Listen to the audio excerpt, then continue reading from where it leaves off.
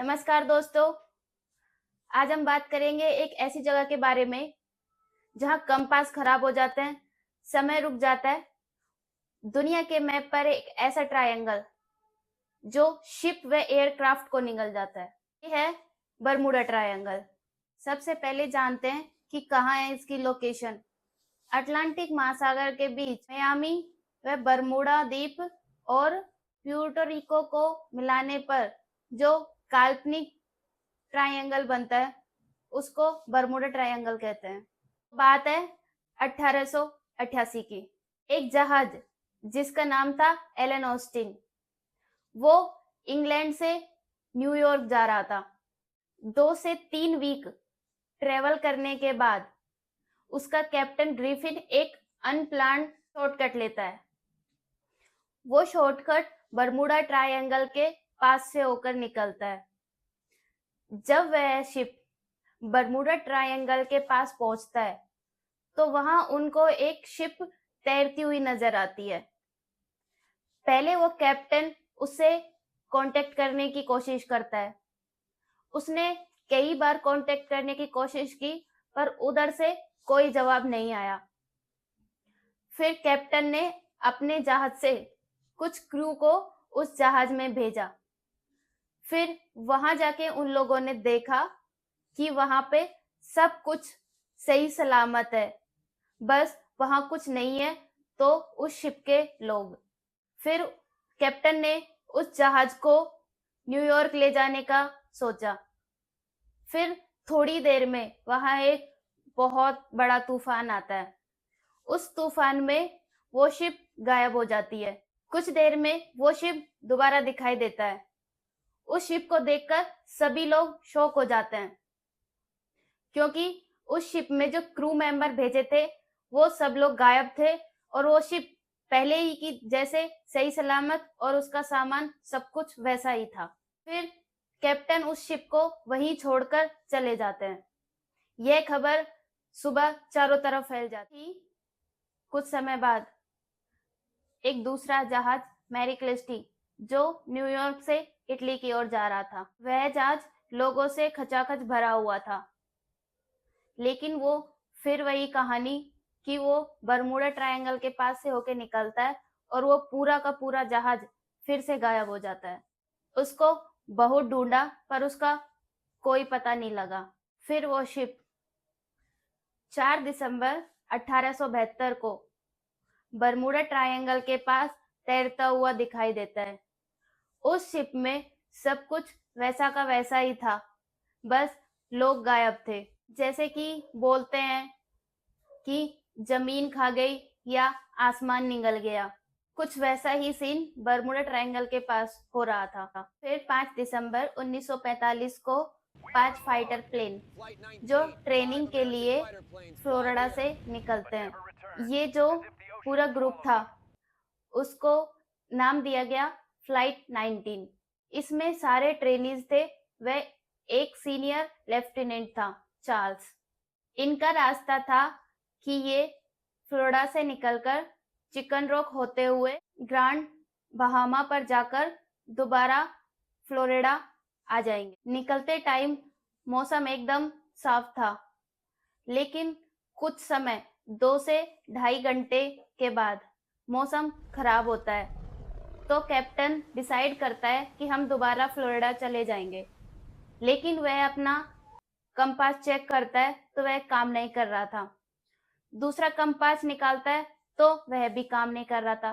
फिर वह अपनी टीम से कोऑर्डिनेट करता है तो पता चलता है कि वहां पे किसी का भी कंपास काम नहीं कर रहा था।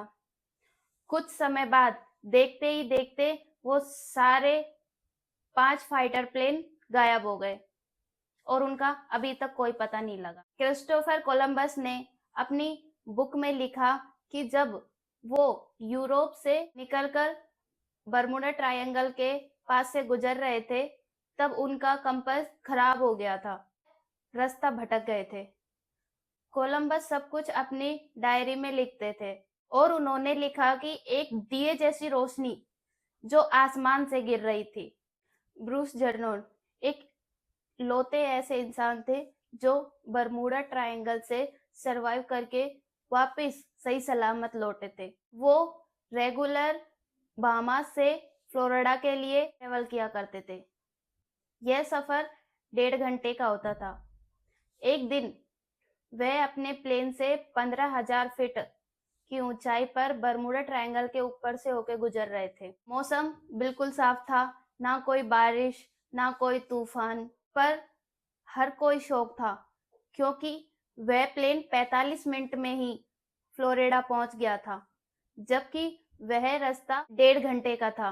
क्योंकि ये उस प्लेन के हिसाब प्रैक्टिकल पॉसिबल नहीं था। उन्होंने फ्यूल चेक किया तो वो भी एज इट इज वैसा ही था। फिर उन्होंने उसी पर एक बुक लिखी। वैसे तो बरमूडा ट्रायंगल पर बहुत सारी वेब सीरीज व बुक्स लिखी हुई हैं और बहुत सारी मूवियां बनी हैं, क्योंकि लोगों को ऐसी मिस्ट्री की चीजें बहुत पसंद आती हैं। लोग उनकी तरफ बहुत ज्यादा ही आकर्षित होते हैं। ये लाइफ स्टोरी जो लोगों को बहुत बोरिंग लगती है, ऐसा लगता है कि जैसे बुक पढ़ रहे हो। बरमूडा ट्रायंगल पर जितने लोगों की भी इमेजिनेशन रही है, हर चीज पर आपको बुक व वेब सीरीज मिल जाएगी। बाजार में बरमूडा ट्रायंगल पर बुक्स भरी पड़ी हैं। कुछ पर्टिकुलर डाटा को उठाकर जो 200 साल पुराना है, इनको अब वेरीफाई तक नहीं किया जा सकता। जब मैं आपको ये कहानी सुना रही हूँ तो आपके दिमाग में भी ये चीज आई होगी कि आज इस बरमूडा ट्रायंगल के बारे में बात क्यों नहीं होती। लेकिन अगर आज भी किसी को फ्लोरिडा जाना है तो उस बरमूडा वाले रास्ते से ही शिप या प्लेन से जाते हैं। इनफैक्ट ट्रैफिक जोन है।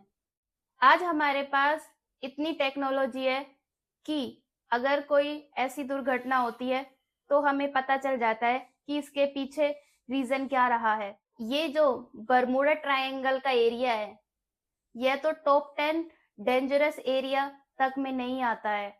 बरमूडा ट्रायंगल के उस रूट से 8,634 शिप गए, जिसमें से 2 गायब हुए हैं। अगर आप सोचो तो यह संख्या बहुत कम है। इसका रीजन कुछ भी हो सकता है, ना कि बरमूडा ट्रायंगल। लेकिन फिर भी यह बहुत फेमस है क्योंकि इसकी स्टोरी लोगों को पसंद आती है। ला ट्रिब्यूना की रिपोर्ट के हिसाब से अब तक 75 शिप व एयरक्राफ्ट गायब हुए हैं बरमूडा ट्रायंगल से। अगर एवरेज निकाले तो दुनिया की बाकी जगहों पर भी इतने इंसिडेंट तो होते ही हैं। ऐसे ही जापान के पास भी एक एरिया है जिसका नाम है ड्रैगन्स ट्रायंगल। यहाँ भी 1945 में एक एयरक्राफ्ट गायब हुआ था, जिसका लास्ट मैसेज यही था, something is happening in the sky is opening up. उसके बाद क्या हुआ आज तक भी पता नहीं लगा। और रही बात कंपास की, जब भी आप कंपास में नॉर्थ की डायरेक्शन देखते हैं तो वह अर्थ की डायरेक्शन से अलग बता, क्योंकि अर्थ पर 2 पोल हैं। पहला मैग्नेटिक पोल सिस्टम जो कंपास दिखाता है, दूसरा ज्योग्राफिकल पोल सिस्टम जो अर्थ की एक्सिस ऑफ रोटेशन से बेस्ड है। इसको ट्रू नॉर्थ भी कहते हैं। लेकिन अर्थ पर कुछ जगह ऐसी भी हैं जहां आप कंपास से चेक करोगे तो एक्चुअल में नॉर्थ पोल ही दिखाएगा, जिसको हम ए जेनिक लाइन कहते हैं। वैसे तो ये चेंज होती रहती है, पर कुछ समय से इसका केंद्र बरमूडा ट्रायंगल को बताया जा रहा है। इसी वजह से कंपास काम नहीं करते और गलत डायरेक्शन दिखाता है। तो लास्ट में बहुत सारे वैज्ञानिकों की सर्च के बाद यह निष्कर्ष निकला है कि यह एक human error, bad weather situation की वजह से ये सब हादसे हुए हैं, ना कि बरमूडा ट्रायंगल की वजह से। कुछ वैज्ञानिक कहते हैं कि समुद्र की गहराई से मीथेन गैस के बुलबुले निकलते हैं, जिससे पानी अचानक जहाज को सहारा देना छोड़ देता है। और कुछ कहते हैं कि यहाँ का मैग्नेटिक फील्ड जो कंपास को खराब कर देता है और वो रास्ता भटक जाते हैं। लेकिन कई नाविक व पायलट यह दावा करते हैं कि उन्होंने यहाँ अजीब सी रोशनी, कोहरे की दीवार व समय के साथ छेड़छाड़ की घटना महसूस की है। कुछ लोग इसे एलियन बेस मानते हैं, डायमेंशन का दरवाजा। कुछ कहते हैं कि यह इलाका इन सालों के लिए नहीं बना है। सच क्या है यह अभी तक किसी को पता नहीं है, या कुछ ऐसा है जिसको समझने के लिए हमारी दुनिया अभी तैयार नहीं है। तो आज की वीडियो हम यहीं खत्म करते हैं। तब तक बने रहिए, मिलते हैं नेक्स्ट वीडियो में। थैंक यू, धन्यवाद।